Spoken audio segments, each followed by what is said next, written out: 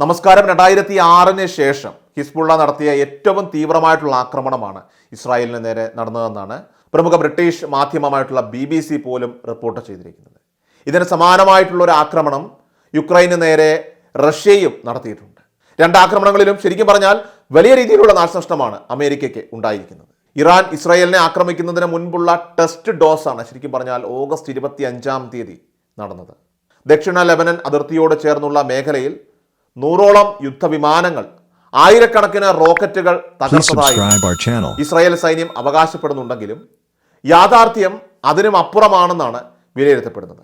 കാരണം ഇസ്രായേലിനെതിരെ ആദ്യഘട്ട തിരിച്ചടി പൂർത്തിയാക്കിയതായി വ്യക്തമാക്കിയ ഹിസ്ബുള്ള ഇനിയും ആക്രമണം നടത്തുമെന്നും മുന്നറിയിപ്പ് നൽകിയിട്ടുണ്ട്. അതേസമയം ഹിസ്ബുള്ളയുടെ റോക്കറ്റ് ആക്രമണത്തിന്റെ പശ്ചാത്തലത്തിൽ ഇസ്രായേലിൽ 48 മണിക്കൂർ അടിയന്തരാവസ്ഥ പ്രഖ്യാപിച്ചു. വിനോദസഞ്ചാര കേന്ദ്രങ്ങളും പൊതു ഇടങ്ങളും ഒക്കെ തന്നെ അടച്ചിട്ടിരുന്നു. ഹിസ്ബുള്ള കമാൻഡറുടെ കൊലപാതകത്തിന് മറുപടിയായാണ് ഈ ആക്രമണമെന്നാണ് ഹിസ്ബുള്ള വ്യക്തമാക്കിയത്.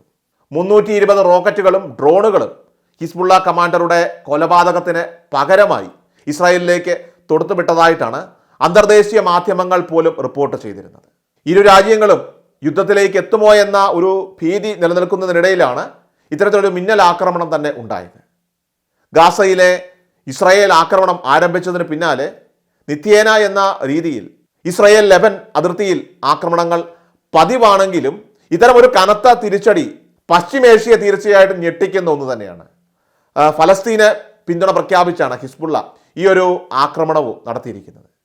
ഹമാസ്, ഹിസ്ബുള്ള സംഘടനകളെ ഭീകരവാദ സംഘടനയായി ഇസ്രായേലും അതോടൊപ്പം തന്നെ ബ്രിട്ടനും ഉൾപ്പെടെ നിരവധി രാജ്യങ്ങൾ പ്രഖ്യാപിച്ചിരുന്നു. കഴിഞ്ഞ ഒക്ടോബറിന് ശേഷം 560-ലേറെ പേരാണ് ലെബനനിൽ കൊല്ലപ്പെട്ടതെന്നാണ് ആരോഗ്യ മന്ത്രാലയം വ്യക്തമാക്കുന്നത്.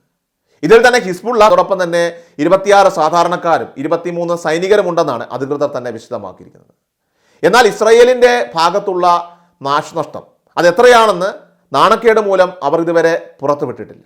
കാരണം അമേരിക്കൻ പടക്കപ്പലുകൾ ഇസ്രായേലിനെ സഹായിക്കാൻ അതിർത്തിയിൽ തമ്പടിച്ച ഘട്ടത്തിൽ ആ ഒരു ഘട്ടത്തിൽ തന്നെയാണ് ഹിസ്ബുള്ള ഇത്തരമൊരു ആക്രമണം നടത്തിയതെന്നത് അമേരിക്കയെയും ഇപ്പോൾ ഞെട്ടിച്ചിട്ടുണ്ട്.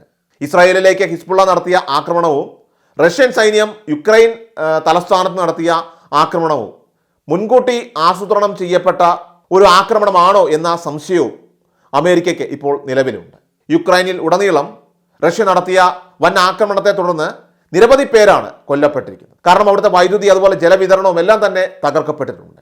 രാജ്യത്തിൻ്റെ പകുതിയിലധികം പ്രദേശങ്ങളും ഈ ഒരു ആക്രമണത്തിനിരയായതായി റിപ്പോർട്ടുകളാണ് ഇത്തരത്തിൽ പുറത്തു വന്നുകൊണ്ടിരിക്കുന്നത്.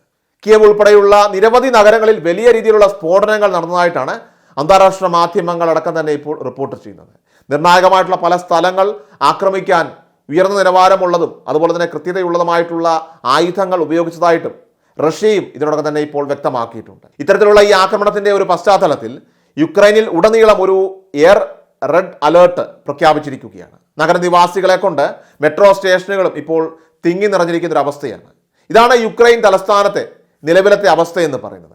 യുക്രൈനിൽ ഉടനീളം വ്യാവസായിക മേഖലകൾ ലക്ഷ്യമിട്ട് നടക്കുന്ന ദീർഘദൂര റഷ്യൻ വ്യോമാക്രമണം റഷ്യൻ സൈനിക നടപടിയിൽ വരുത്തിയ മാറ്റത്തിന്റെ ഒരു നേർചിത്രമാണ്. ശരിക്കും പറഞ്ഞാൽ അമേരിക്കൻ ആയുധങ്ങൾ ഉപയോഗിച്ച് യുക്രൈൻ സേന റഷ്യൻ അതിർത്തിയിൽ കടന്നു കയറിയതിലുള്ള ഒരു തിരിച്ചടി കൂടിയാണിത്. ഇങ്ങനെ കടന്നു കയറിയ 6000-ഓളം യുക്രൈൻ സൈനികരെ റഷ്യൻ സൈന്യം ഇതിനോടകം തന്നെ കൊന്നൊടുക്കിയിട്ടുണ്ട്. ഇതിലാകട്ടെ അമേരിക്കൻ കൂലിപ്പടയാളികളും ഉൾപ്പെടുന്നുണ്ട്. അങ്ങനെ രണ്ട് മേഖലയിലാണെങ്കിലും ഒരേ സമയം റഷ്യയും ഹിസ്ബുള്ളയും ആക്രമിക്കുന്നത് അമേരിക്കൻ ചേരിയിലുള്ള രാജ്യങ്ങളെയാണ്.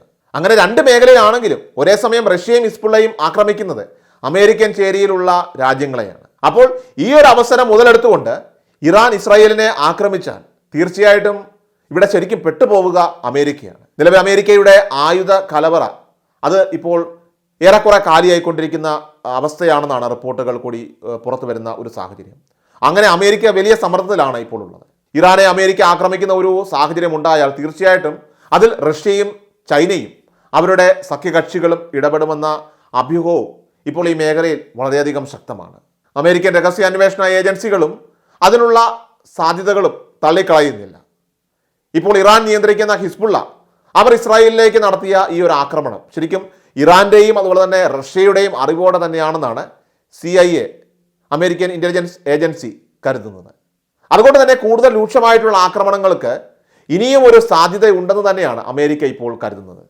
ഹിസ്ബുള്ളയ്ക്ക് പിന്നാലെ ഇറാന്റെ പിന്തുണയുള്ള യമനിലെ ഹൂതി വിഭാഗവും ഇറാഖിലെ പ്രതിരോധ സേനയും ഇസ്രായേലിനെതിരെ കടുത്ത ആക്രമണങ്ങൾക്ക് തയ്യാറെടുക്കുന്നതായിട്ടാണ് അമേരിക്കൻ ഏജൻസികൾ തന്നെ ഇപ്പോൾ സംശയിക്കുന്നത്.